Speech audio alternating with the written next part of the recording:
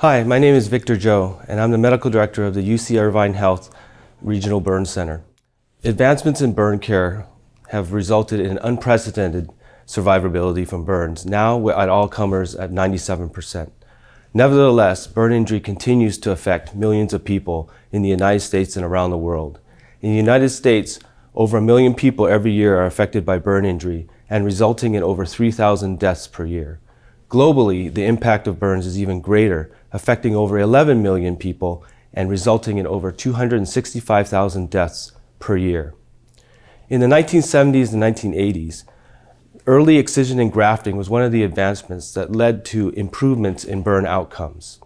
The split-thickness skin graft, however, has changed little since that time and remains the mainstay for the coverage of third-degree burns. Regenerative medicine and stem cell technologies hold promise for the future in giving us improved techniques of skin grafting.